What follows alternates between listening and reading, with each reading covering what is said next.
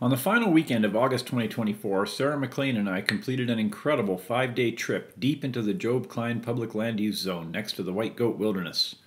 Our route saw us travel up the Coral Creek Valley, making dozens of unbridged creek crossings before continuing on horse trails towards Coral Lake. We set up our tents at Moose Camp and ascended Quixote Peak to complete a long first day.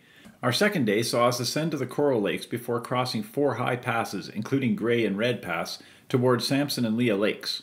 We ascended Ribbon Peak on our way over Red Pass before descending to a site atop the headwall near Sampson Lake. I ascended Horseshoe Mountain that evening. On the third day, we descended the headwall below Sampson Lake before traversing above Job Lake and ascending Obstruction Mountain. We continued on old trails around Job Lake before hiking down Wilson Creek through a very recent wildfire to the Job Creek Junction. From here, we hiked up Job Creek to a camp near the Night Rider Access Valley. We made a rare ascent of Night Rider Peak on day 4 before continuing up the steep horse trail to Job Pass. From the high pass, we descended slowly back to Coral Creek and made our way all the way to Wing Camp from there. Our final day, we exited Coral Creek. I counted around 30 water crossings before biking back to the trailhead to complete a 150-kilometer trip with over 7,000 meters of height gain. Many folks seem unaware that Job Lake, Job Creek, and Job Pass were named by Arthur P. Coleman after an indigenous Stoney Nakoda hunter and explorer named Job Beaver. Other features nearby are named for his son Samson and his daughter-in-law Leah and their daughter Frances Louise.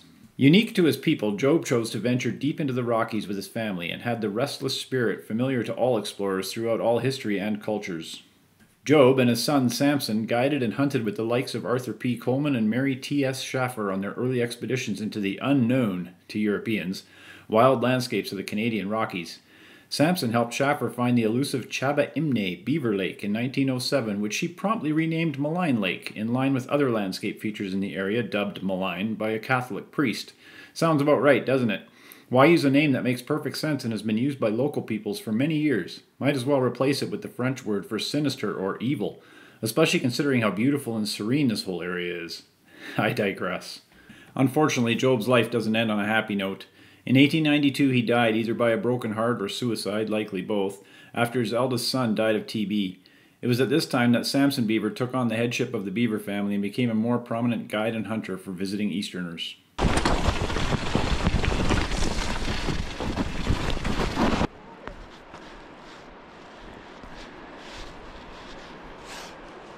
Our trip started as usual, on the 2-wheel steeds instead of the more appropriate for this area 4-legged ones. The biking didn't last long. We gave up after only 5 kilometers, but should have stopped around kilometer 4.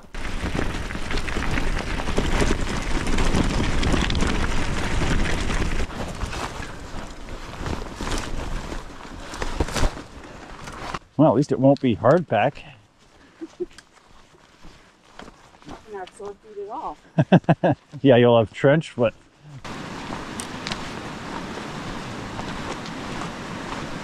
We spent the next 23 kilometers along an obvious horse track, crossing Coral Creek dozens of times. Mud splattered up our legs from the recent rains and deeply cut trail. The creek was flowing fast and was over knee-deep in many places. This is likely not an ideal early season hike due to the volume of water.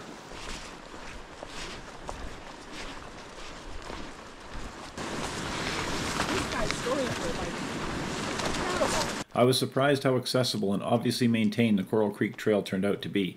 It was slightly disappointing that we couldn't ride our bikes another 10 kilometers, but that was a Hail Mary idea anyway. The biggest barrier to the hordes of hikers that could otherwise invade this little corner of the Rockies is the wild nature and length of its access. Most parties would need 1 or even 2 full days just to hike 28 kilometers and 650 vertical meters up Coral Creek to the Coral Lake Job Pass Trail Junction. Adding Job Pass, Job Lake, and or Coral Lake to the itinerary would increase the trip length to 7+ days for many folks. This relative paucity of people is a good thing in my humble opinion.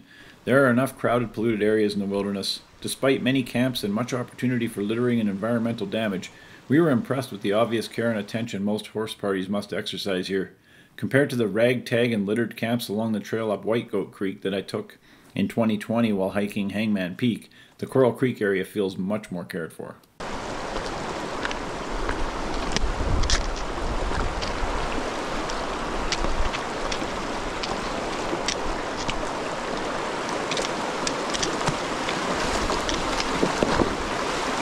The trail was obviously actively maintained, including a 6-kilometer section through a burn from 2017 that would have been nightmarish without an outfitter's handiwork.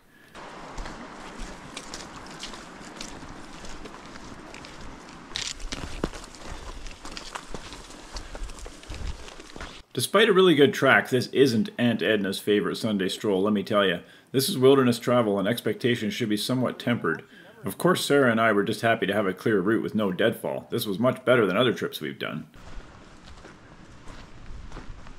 At the junction between the Coral Lakes and Job Pass Trail, there was a massive horse camp set up, complete with at least 6 large white canvas tents, Adirondack chairs around a large fire pit, and even a solar-powered electric bear fence surrounding the whole thing.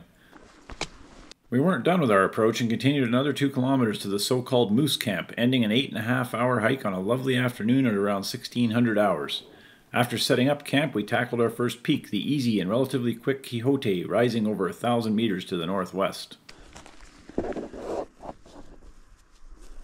In July 2001, Alistair Desmoulins soloed an obscure unnamed peak towering over Coral Creek in the Job Cline PLUZ.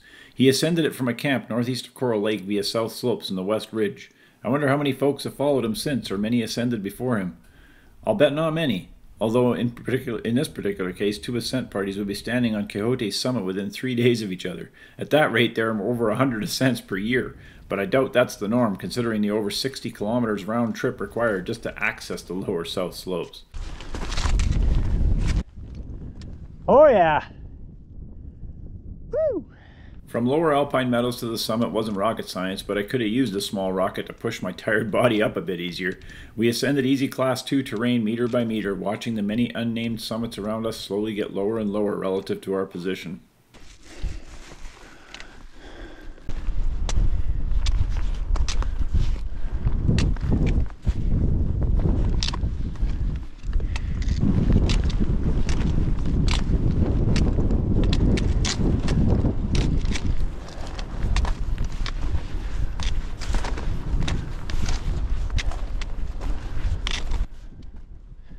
There you go. Quixote. A very diminutive cairn. Summit views from over 10,000 feet were sublime to say the least. Evening shadows filled countless valleys below us, almost each one with lakes and tarns draining lively streams. A myriad of unnamed lofty snow-covered summits surrounded our position, including all the ones we were planning to ascend on this trip and many others besides.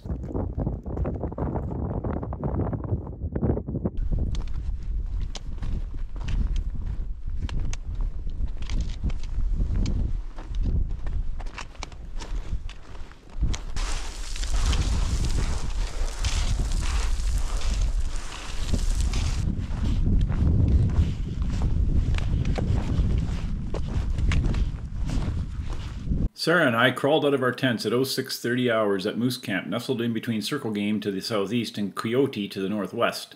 We had pretty big plans for our second full day up Coral Creek, and as we packed up camp, I was very excited to get at it. The night had been much warmer than expected.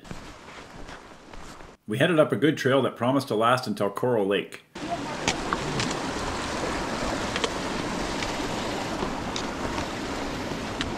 Originally, the forecast had called for clouds and wind on day 2, unfortunate considering our plans to hike open alpine meadows and high passes this day. When I checked the weather forecast at camp that morning using Bolt WX, it showed clearing skies and lighter winds, and the skies reflected this outlook as we grunted our way up the trail.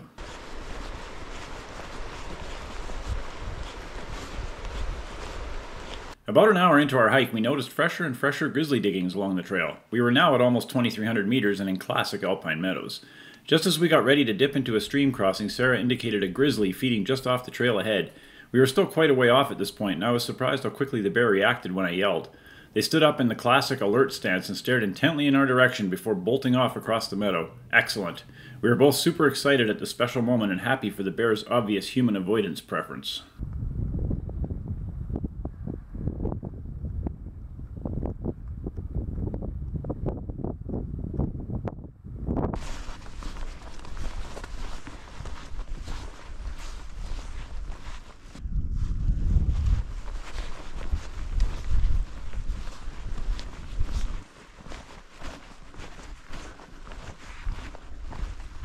We continued up the meadows towards Coral Lake, certain that we'd spotted the one grizzly that would inhabit this relatively closed-in area.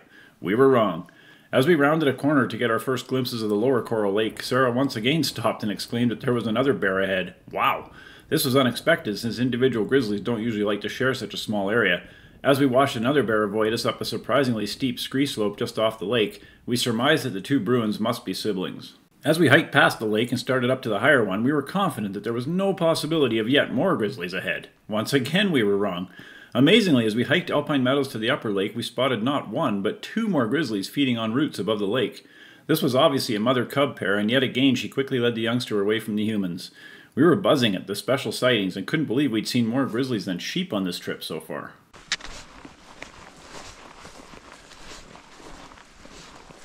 With all the excitement over the grizzlies, we almost forgot to take in the incredible landscapes around Coral Lake.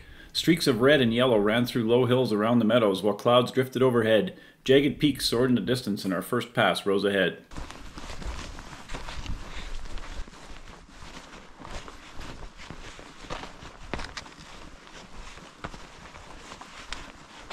We were on a faint trail as we crested our first pass of the day. We could see an obvious trail snaking its way up south slopes under an unnamed peak towards Grey Pass. There you go.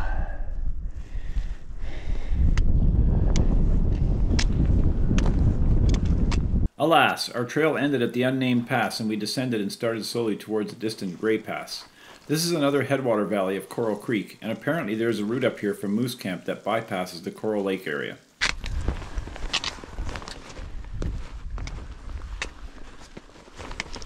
After working our way across shifting rubble and scree in the Upper Coral Creek Valley, we followed a faint trail in the scree up towards Grey Pass. The sun was now peeking out from behind clouds, and despite a forecast of strong winds, we were protected from most of them. The pack was starting to feel heavy as we put more and more elevation under our already tired feet. The view from Grey Pass was incredible. Once again, there were various sheep and human tracks in this high alpine valley, but with rubble and boulder fields, the trails weren't always exactly where you needed them. A gorgeous alpine lake awaited us below, and we slowly started down towards it.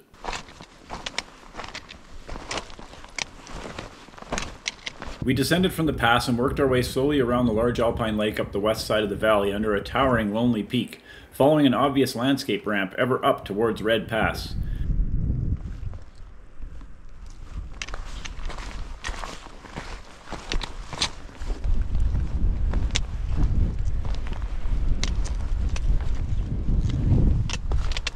As with the valley before, travel here was slow and tricky on shifting boulders and rocks and without a defined trail.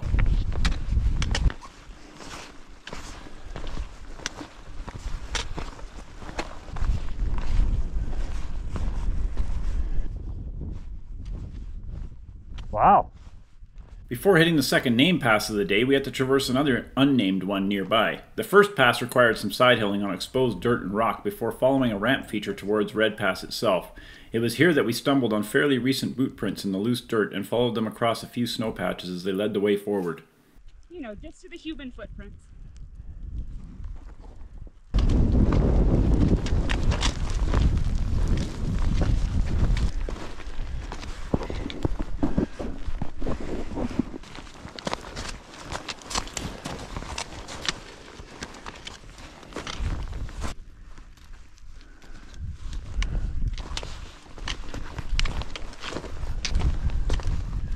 Finally, we found ourselves at Red Pass, nearly blowing off our feet in extreme winds as we prepared our gear for an ascent of Ribbon Peak to the northeast. Red Pass is incredibly high at over 2,800 meters elevation. The effort required to hike up here with an overnight pack should not be underestimated. 5 hours, 4 grizzlies, and 3 mountain passes after leaving our camp under Quixote's south slopes, Sarah and I crested the 2,850 meter Red Pass in gale-force winds and prepared for a straightforward ascent of Ribbon Peak. We didn't quite get what we prepared for.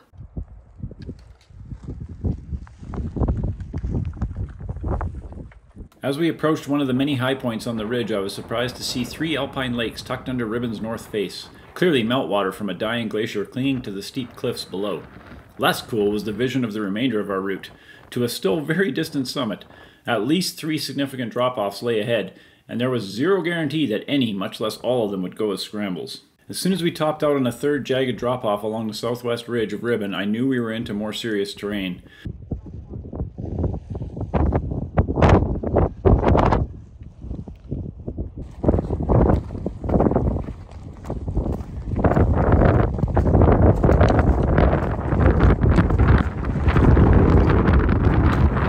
The summit panorama from Ribbon was stunning, just as from Quixote the evening before. Clouds, blue sky, sparkling lakes, rushing streams, and various colors of rock and soil made for a gorgeous summer mountain canvas. I was very happy we'd made the top despite taking much longer and doing much more work than expected to get there.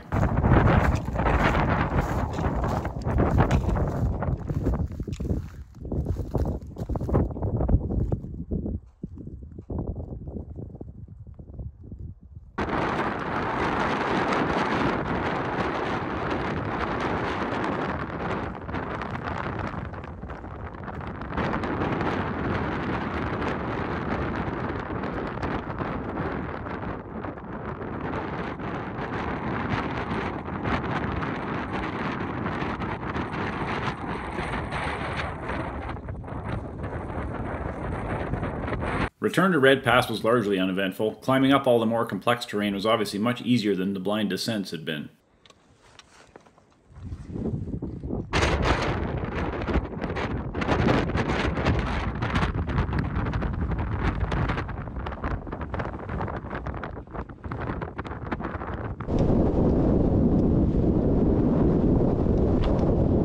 From a very blustery Red Pass, Sarah and I found ourselves looking over the sublime alpine valley below. This little corner of paradise sits southeast of Mount McDonald and contains unnamed lakes and tarns and the remote Samson and Leah Lake, named for Joe Beaver's son and his wife. After a steep descent from the pass, only smatterings of a trail here, we started off across alpine meadows towards Leah and Samson Lake, which are shown as one large lake on many maps, but are actually two lakes at the same elevation, over 2,400 meters. At this point, Sarah and I separated. I wanted to ascend Sam Rogers, Horseshoe Mountain, from our campsite at Samson Lake, and Sarah preferred exploring the upper alpine meadows under Mount McDonald. We are both very experienced solo travelers and weren't concerned about the different agendas. We agreed on some basic what-if rules and went our separate ways.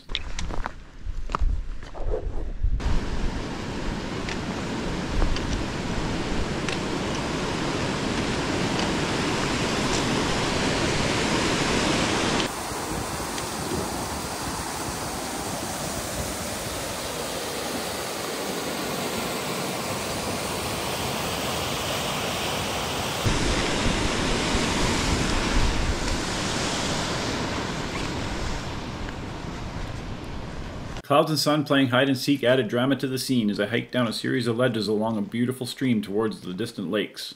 A marmot screamed at me, but everything else was quiet as I strolled alone towards Samson Lake.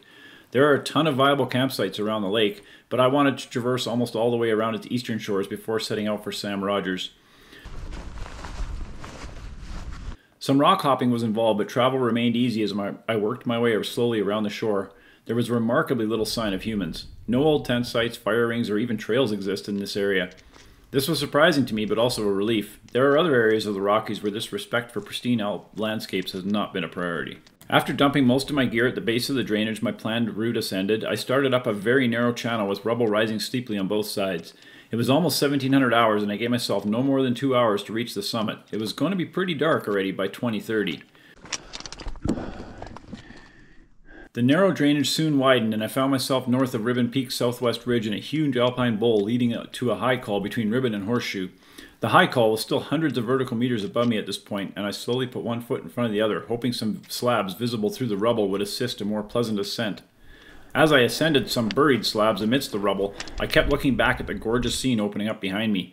Samson Lake featured the most prominently, with late afternoon sun casting dramatic shadows across the Samson-Leah Valley below. On the penultimate false summit, I knew that I wasn't going to summit at all.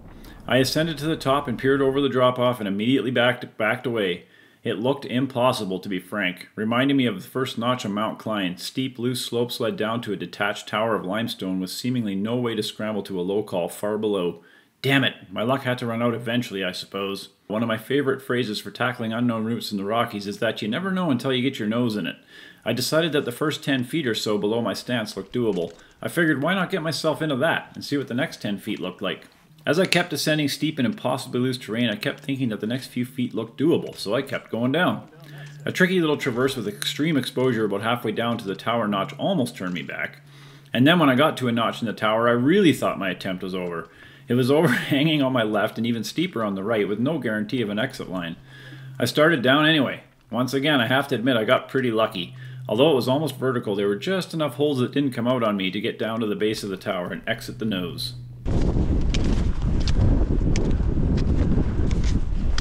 With only about 20 minutes left, I dashed up the final false peak and almost vomited when I saw how much height loss lay ahead to the summit. The summit block looked a little like it could cause issues, but with no time to cry, I ran down the false summit on steep rubble slopes, noting a large glacier and a man-made structure of some kind on its far northwest end. I quickly ascended the summit slopes and with relief noted that there was a pretty simple line up the blocky terrain just below the top. Compared to what we've done, that is pretty easy. As I summited, I glanced at my watch. 3 minutes to spare. Nice. Unsurprisingly, views from Sam Rogers were very satisfying. I didn't have a lot of time to take them in, but with the sun setting to the west and long shadows over green valleys and colorful rock faces in every direction, I did manage to take a ton of photos. I was happy to note that Obstruction Mountain was almost completely dried off after receiving a rather large dump of snow a few days previous. Time to go.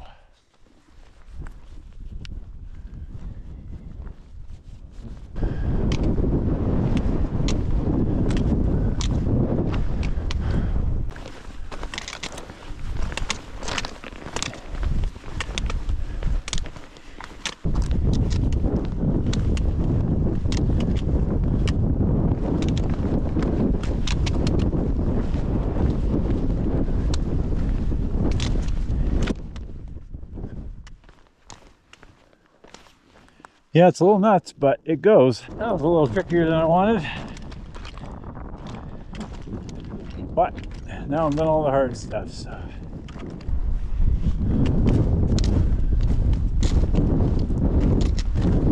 I returned to a beautiful campsite at the outflow of Samson Lake just as darkness was settling in over the landscape.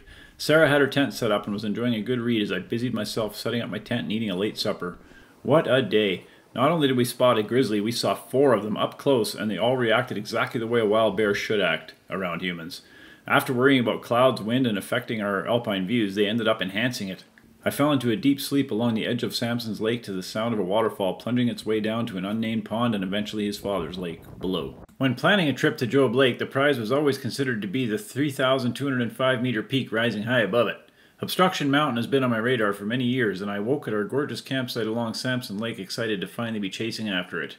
There is almost no beta available on this mountain. I only had 2 sources, both ascended from Job Lake and both indicated 4th class terrain. I was hoping to discover an easier way. While planning a route on satellite and topographic maps, I came up with a high-level traverse from Samson Lake around an unnamed summit to the north, high above Job Lake. The Gaia GPS track I had descended the headwall between Samson and Job Lake before going around the west side. This was a little odd since the map indicates a trail around the east side, but it did work better for us in our intervening ascent. We started a steep descent of the headwall to a small unnamed lake that sits high above Job Lake. While the main trail descended easier terrain down rubble and scree slopes to the eastern side of the valley, our route was untracked and quickly became a scramble through steep cliffs.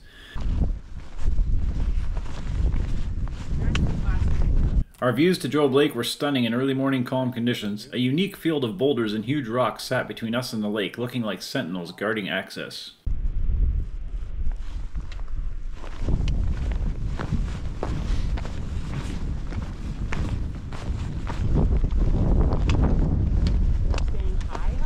I think they might.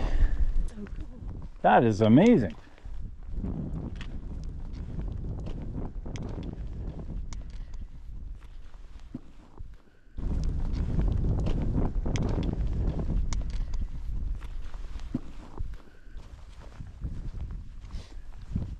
Right here. Without the 2019 GPS track from Gaia, we would have had a much harder time finding a clear route down these cliffs, but as it was, we escaped via an SC6 crack that neatly broke vertical stone on either side. I even spotted a small cairn at the top of this crack, which was very helpful in finding it. From below, there is no way you would think there was a reasonable route up this wall.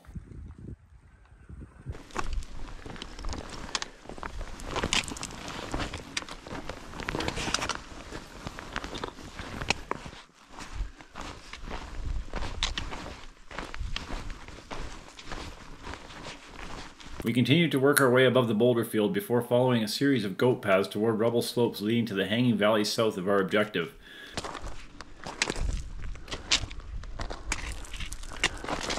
Finally, we found ourselves directly below slopes leading to the hidden paradise waiting for us above. Oh yeah, baby. Our luck with the traverse from Samson Lake headwall continued to hold as we ascended rubble slopes to the northwest, leading up into a hanging alpine valley south of our objective. Views back over Job Lake were stunning in early morning stillness. We topped out in another gorgeous alpine valley. The highlight of this trip was all the beautiful valleys we got to hike through.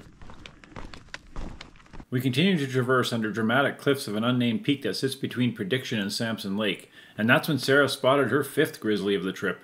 Amazingly, we saw yet another bear that reacted the same way every other one had so far. It looked, and then it ran. Wow! We couldn't believe our luck at seeing another one of these majestic creatures. It felt like a good omen. Yeah, I'm like, oh, that scat looks kind of old. We got nothing to worry about. Look at that. Yeah. I feel a little bit bad chasing him out of his prime habitat. Shortly after meeting the grizzly, we had to lose elevation to a small lake under the line of cliffs that I hoped to break through at their south end. Everything looked good so far. We could spot what looked like an easy line up through the bands to the broad rubble slopes above. We started up on the slopes and slabs and enjoyed the easy terrain until popping out above another unnamed lake with clear views all the way along a broad rubble and slab ramp leading to Obstruction's distant southwest face.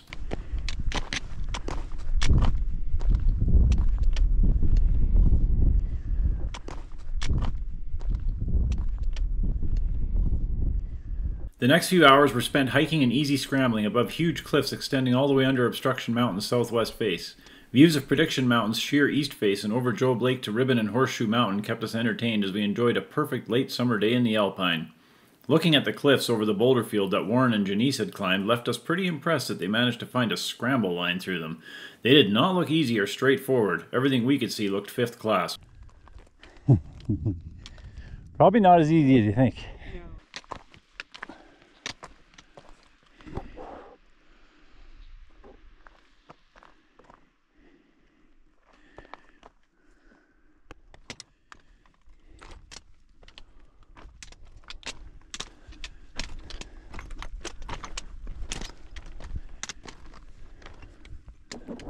After a short descent from an abutting ridge, we found ourselves in the giant southwest rubble face of Obstruction.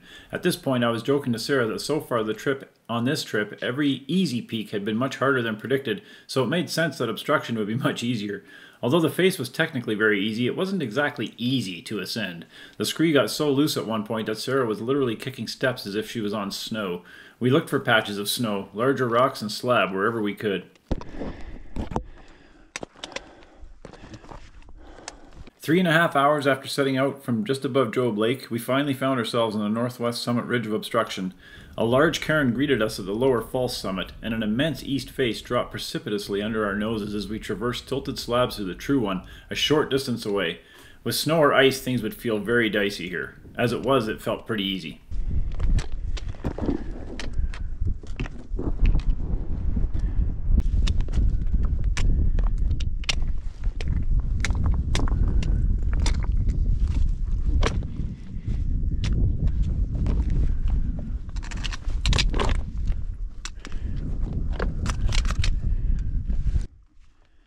Good job.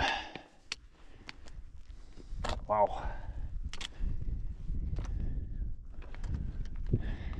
The views were what we came for, and they did not disappoint from this 3,205 meter giant. I counted at least 24 11,000ers from the summit and even managed to get 2 bars of LTE. After an update to the family that all was going well and snapping way too many photos, it was time to head back down.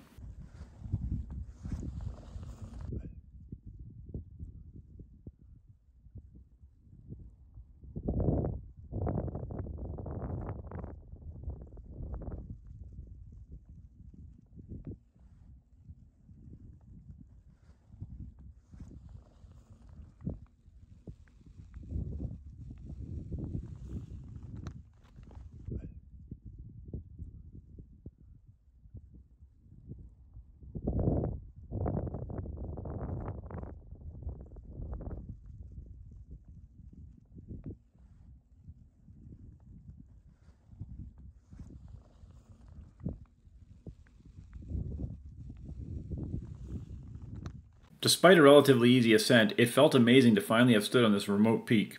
As with most ascents on this trip, despite a straightforward route, it took us much longer than usual to cover the elevation and distances involved.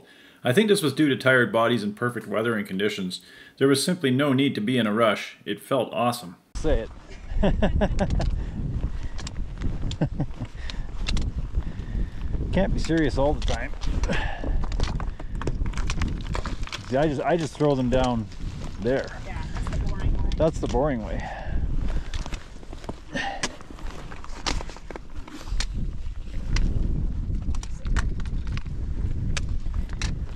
I know, it's a matter of what do you trust with your weight. Did I tell you that I have a random...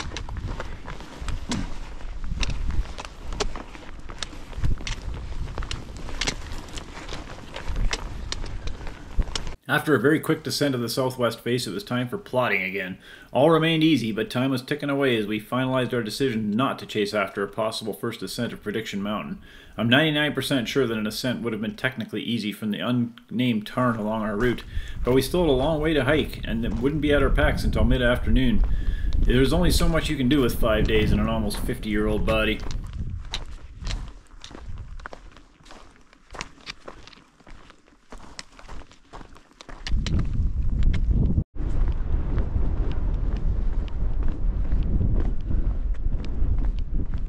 We picked our way easily down the south end of the ramp and followed a goat track back down into the sublime hanging valley where we'd spotted the grizzly earlier. The sun was hot on our necks as we enjoyed light packs before reuniting with our overnight gear. At this point, we still had a long way to go. The first order of business before our next peak, or even finding our camp, was to find a rumored trail running around Job Lake's western shoreline. We started a steep descent and short bushwhack to reconnect with the 2019 Gaia track that we were following. It was mid-afternoon at this point and the sun was hot in the valley as we thrashed around trying to figure out what kind of trail the 2019 track was following.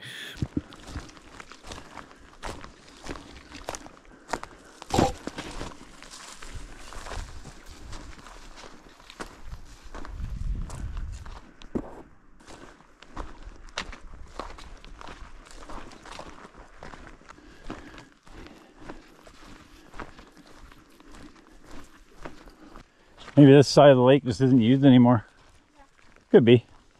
Yeah, a dead-end trail. Yeah, exactly. By the time we finally stumbled out of some thick willows into a very solid bridge over the outlet of Job Lake, we realized there were no trails on this side. Do yourself a huge favor if you're in this area and hike the eastern side of the lake if at all possible. There was a large patrol cabin on the north side of Job Lake, and after briefly checking it out, we started the long march down Wilson Creek towards the Job Creek Junction, approximately 7 kilometers down valley. Nice to go more than 1.5 kilometers in an hour. Then you get off trail and you're like, how have we only done 16K in 8 hours? Shortly after leaving the Job Lake, we came across the nicest trapper cabin I've ever seen. It even had a satellite dish on the roof. Tucked in a remote alpine valley, this is quite the location. We wondered how one gets one's trapper license and whether or not this is something that is grandfathered in or still handed out.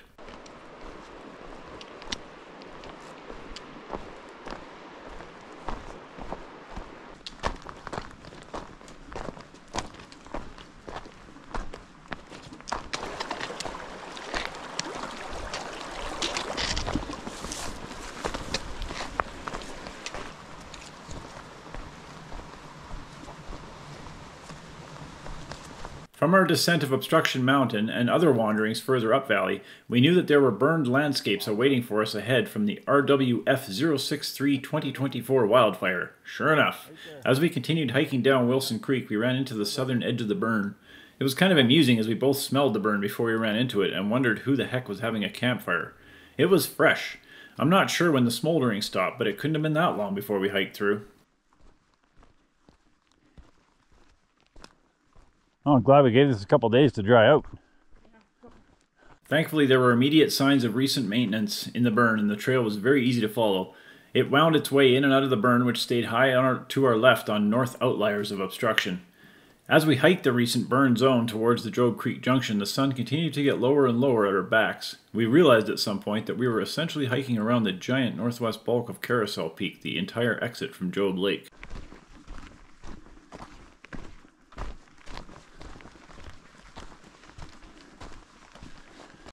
Finally, 7 kilometers from the lake, we spotted a group of white canvas outfitter tents at the very edge of the burn at the junction. Everything seemed very quiet at the camp, and we wondered if it was set up there on purpose or if they escaped the fire by a few hundred meters.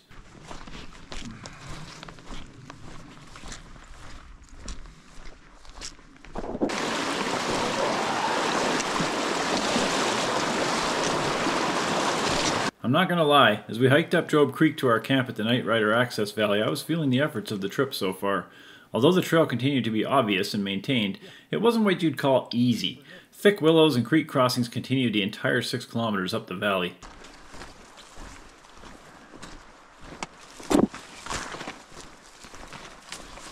As the sun dipped behind the enormous bulk of Carousel Peak to our right, the air temperature plummeted. Crossing Job Creek got a lot less fun for the next few kilometers, and we both got seriously chilled.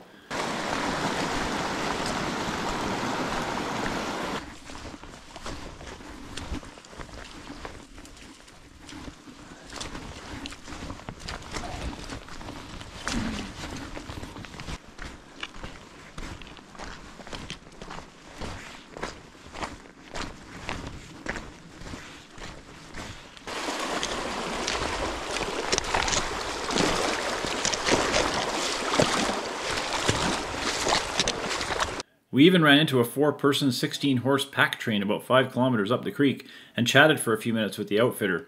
He was extremely friendly and even offered any supplies if we needed them.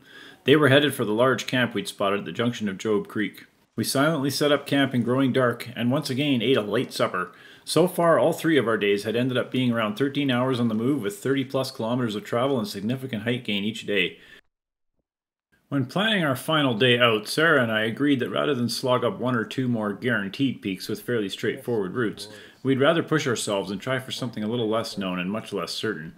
Night Rider Peak was on my overall Job Lake plan, but I wasn't originally thinking it would be part of this trip. When Sarah looked at the map and informed me that there was a trail leading into the West Access Valley off of the Job Creek Trail, I knew we had to try it. This would be by far our longest side trip at over 15 kilometers via an unknown route. We wondered how much of a trail there would actually be, and it didn't take long to find out. Within 2 minutes of leaving camp, we were on a well-defined trail leading off into the West Valley under Dark Storm Peak and its west outliers.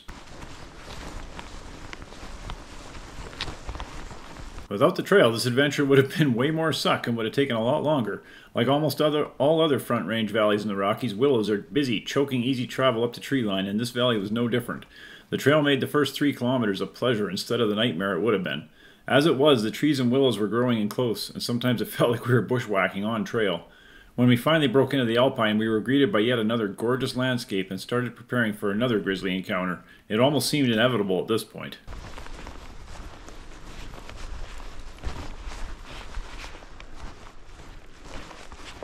The trail may have ended, but thankfully the willows also shrunk down and were a little easier to walk through as we made our way to the end of the valley under Night Rider's South Ridge.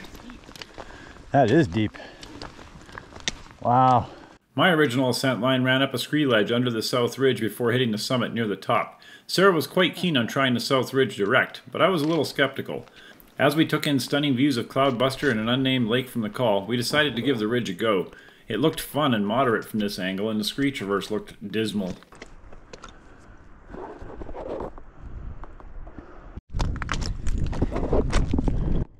The next hour or so was nothing but fun hiking and scrambling. We couldn't believe how easy the South Ridge turned out to be considering how it looked on the satellite maps.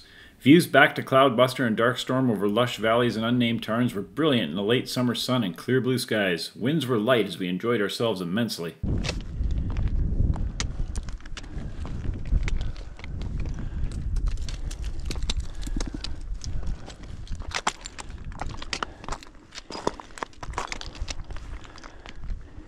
The crux of the ridge proved to be a short, steep step through a series of interesting rock pinnacles under the upper summit block.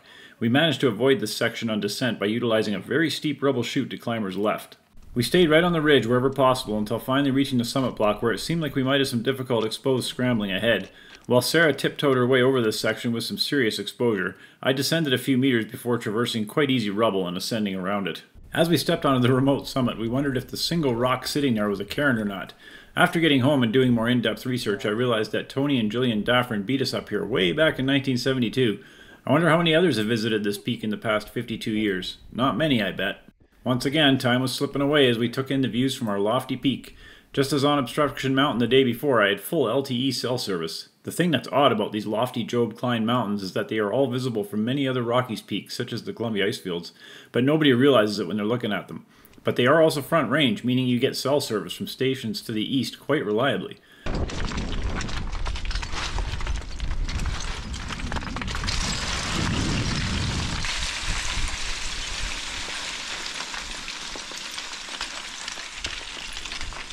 Well, at least it's not loose.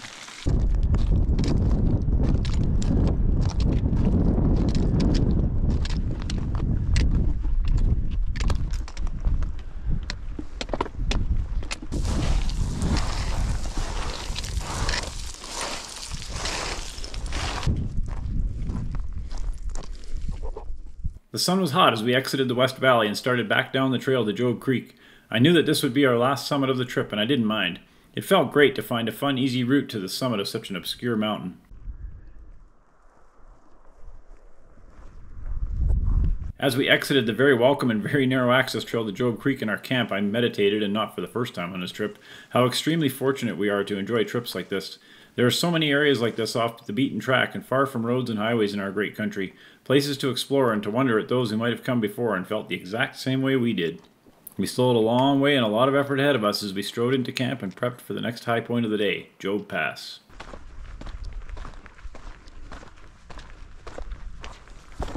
To say the trail to Job's Pass is steep would be a vast understatement. From the west side of the pass, the route is a minor miracle of backcountry trail building, obviously catering to the horse trains that come through each year. I would have expected much more damage than we witnessed. Instead, the track switched back just enough to be useful and not so much to be annoying.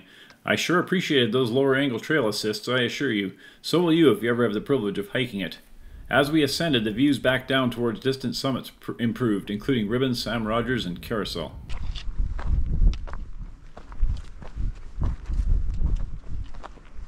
As the route nestled in between outliers of Quixote and Darkstorm, it became an alpine landscape complete with marmots and scree. Thankfully, a waterfall plunging off huge cliffs nearby provided a small stream and fresh water near the crest of the pass.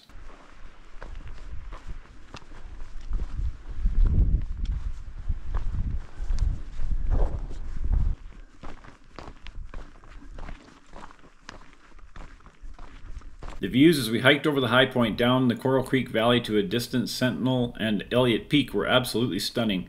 It was now 1700 hours and the shadows were growing long as we slowly started down the southeast side of the pass along a much gentler angle than the western side had been.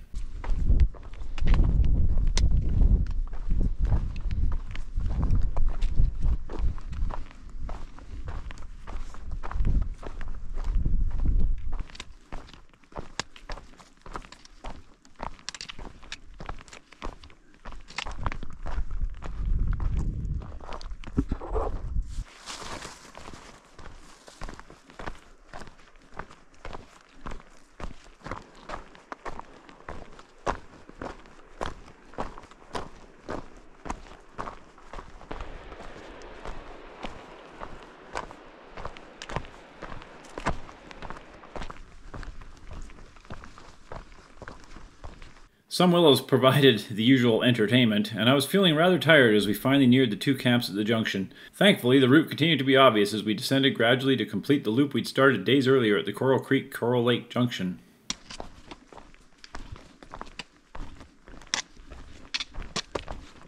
And then a sighting more rare than any grizzly occurred.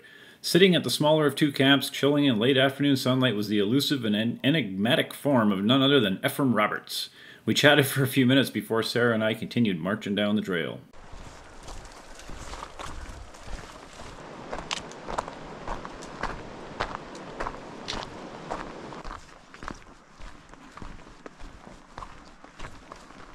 Daylight was once again fading quickly as we finally made our last camp at the oddly named Wing Camp along Coral Creek. As another day settled in around us, I was reminded yet again how lucky we are to enjoy such trips as the one that was coming to an end. Are you serious?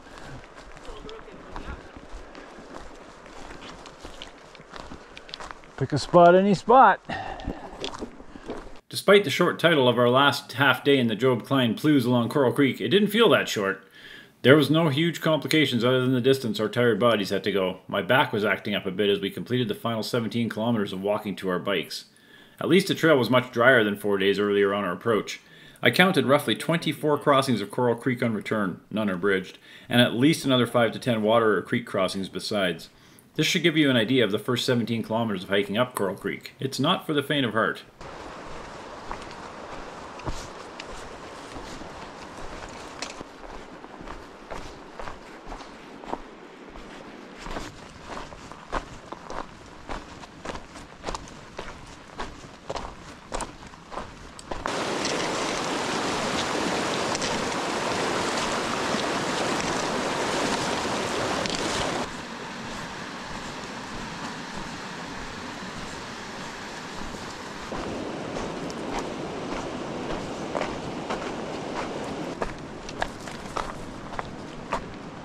Finally, hours after starting out, we were at the bikes. Other than the huge hill we now had to push up, the ride back to the parking lot was fast.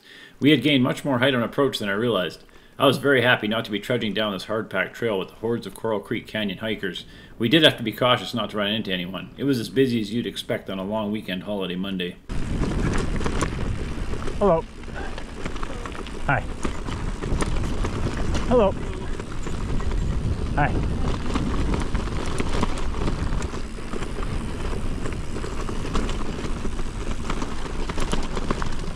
Situated in between the White Goat Wilderness and the Upper Clearwater Ram PLUZ, the Job Cline PLUZ reflects both of these remote wilderness landscapes.